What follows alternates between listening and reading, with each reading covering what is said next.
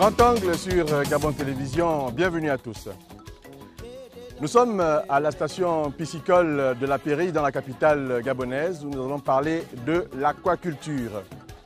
Qu'est-ce que c'est que l'aquaculture? Comment se nourrissent ces poissons? Et pour quel marché sont-ils destinés? C'est ce que nous allons savoir dans ce numéro consacré à l'aquaculture sur Gabon Télévision. C'est maintenant.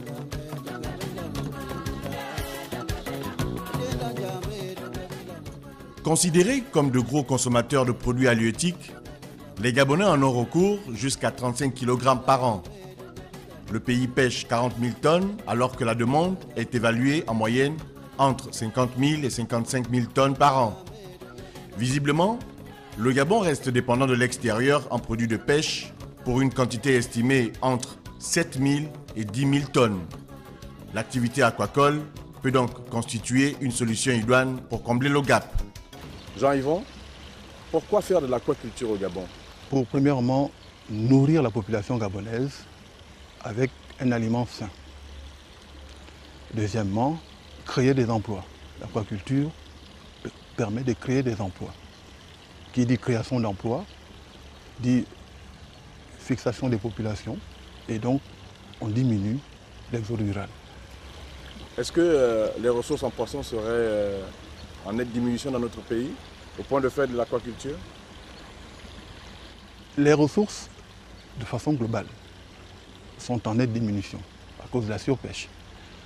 Donc, avec les potentialités naturelles que nous avons, il était nécessaire de les valoriser. Créée en octobre 2014, l'Agence nationale des pêches et de l'aquaculture met en œuvre la politique du gouvernement.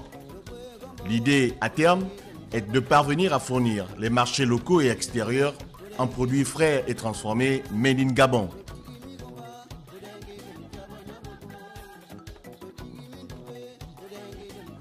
La station piscicole de la Péri, située à quelques dizaines de mètres du siège de l'agence, existe depuis les années 50 et connaît actuellement un réaménagement structurel et technique pour développer le secteur.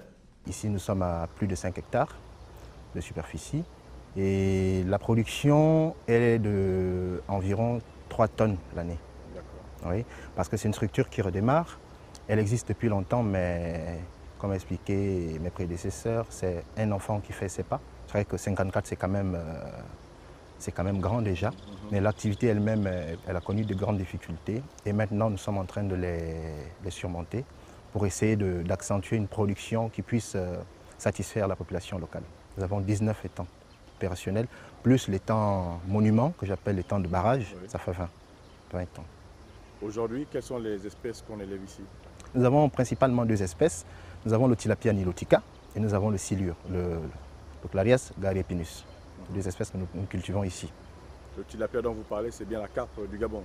Le tilapia. Exagérément, on l'appelle carpe, mais c'est tilapia ici, c'est tilapia nilotica. Voilà. Vous produisez pour qui? Alors, la station piscicole de la Péri est une structure de démonstration. C'est-à-dire que les politiques qui doivent s'appliquer sur le plan national sont expérimentées ici, dans le cadre de la vulgarisation. Donc, en réalité, nous sommes une structure de démonstration et les techniques que nous expérimentons ici, et quand il y a des résultats, on les apporte vers les promoteurs privés. Plusieurs espèces de poissons, dont la carpe et le silure, sont élevées ici. 15 personnes animent le site. Vous avez une lourde responsabilité, celle de nourrir les tilapias, de nourrir les silures qu'on trouve ici dans ces étangs. Ça se passe comment finalement? Nous avons mis en place une stratégie, celle d'utiliser des intrants locaux que nous trouvons sur le marché. Notamment les brisures de sardines, donc les pots. Nous avons les brisures, donc les sous-produits de maïs que nous trouvons sur le marché. Nous avons les brisures d'arachide, nous avons de l'huile de palme, la farine de blé et le sang fin de blé que nous achetons à la SMAG. Oui, tout cela incorporé, nous les mettons ensemble, nous formulons un aliment soit de 35% pour les silures, 30% pour les tilapias. Nous faisons des formations de pisciculteurs ici. Nous faisons de la vulgarisation, donc l'accompagnement, le suivi. Et nous vérifions également que les informations et les techniques que nous donnons aux promoteurs privés sont effectivement suivies. Parce que si nous voulons atteindre ce résultat, il faut suivre ce canevas. Ce résultat de produire le poisson disponible pour la population locale de Libreville.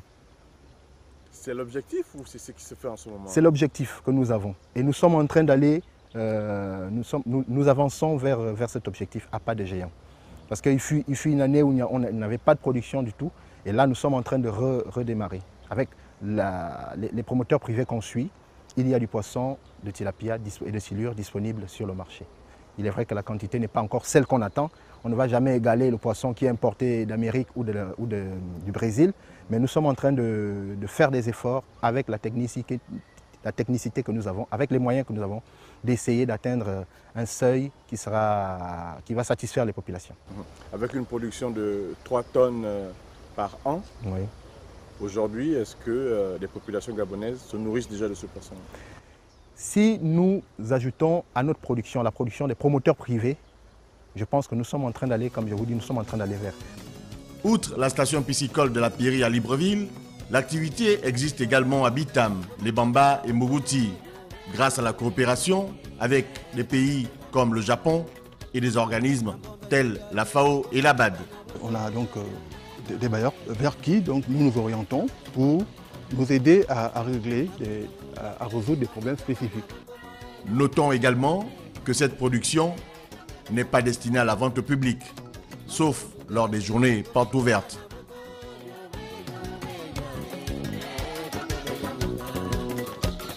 Nabida jenga ke jigo ni tabana